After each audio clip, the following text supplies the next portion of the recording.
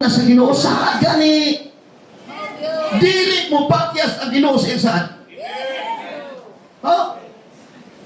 My son, I always hold on to the promises of God. I am from nothing.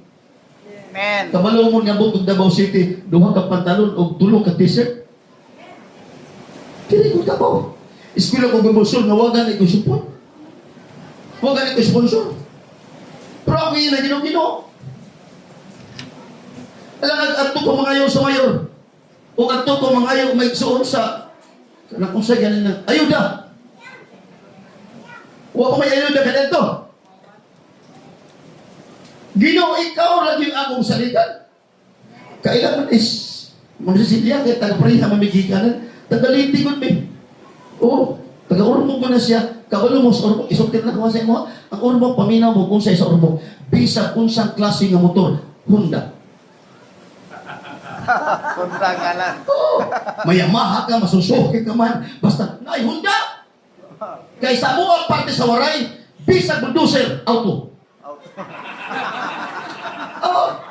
Pikat rin siya, nasa urmog, kami dito nila sa mga waray-waray.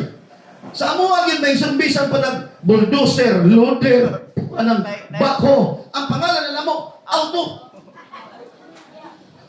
Amen, amen. Now, Praise the Lord. kailan makain sa kayo, sige magugwalay silang simbahan ka dito. Pero ako lang ikutan, saad hagyod sa Ginoo. Una ka ng saad sa Ginoo, kinahanglan nga naa sa insaktong panahon ay pagdali. Amen. Good. Hallelujah. Dili ko Duterte, dili po ko Bongbong. Amen. Ginoo ray ako ha. Punili ko kita sa administrasyon ni Bongbong. Nga itanong ang mais karon ug maani dayon. Amen, amen. Siya rin nag-create na may suon nga mindset which is very impossible. Ang Ginoo na insaktong panahon. Amen. Pero ang saad, di mo usap.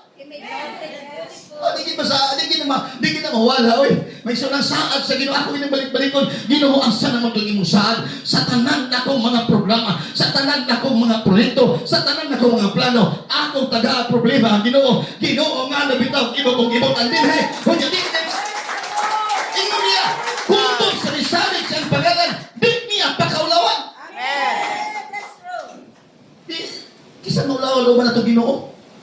Dili ito Ginoo sa tamayong. At tamayong sa... Kadabaw. Kadabaw ni ay. Oo. Ito ko sa kadlaw, isold na ko ang ilang kingdom. Kami duha.